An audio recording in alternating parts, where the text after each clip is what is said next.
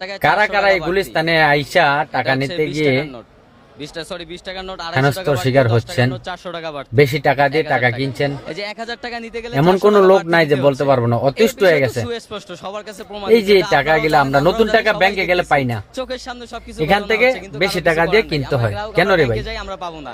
কিন্তু ব্যাংকে আমাদেরও তো তাদের কর্মকর্তা যারা নেওয়ার আছে, অধিকার আছে। তাদের এমপ্লয়ি যারা আছে, সবখানে তারা সবাই দুর্নীতি। পাচ্ছে। আর তাহলে এরা কিভাবে পাচ্ছে? জ্বালায় এরা যে খাইলো। বিক্রি করতেছে, এরা কিভাবে পাচ্ছে? সবাই ভুক্তভোগী এই গুলিস্তানের টাকার দোকানগুলোতে।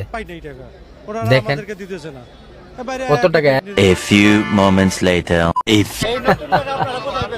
এখন দেখেন এতদিনে একটু ভালো লাগলো। দেখেন জায়গা মতন হামলা দিল ভারসাম্য আদালত, হ্যাঁ ম্যাজিস্ট্রেট, এতদিন পরে একটা জায়গা মতন কোপটা দিছে।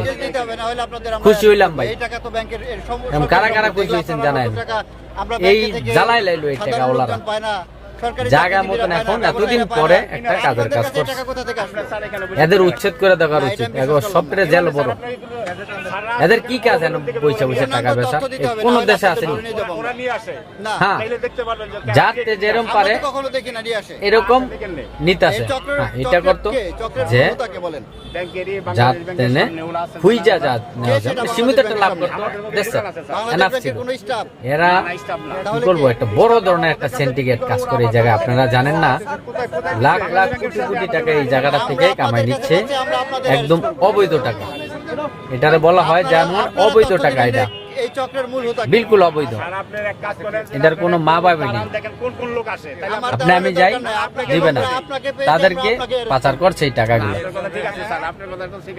প্রত্যেক দোকান থেকে একজন করে নেন তো, ধরেন তো, কয়েকজনকে ধরেন।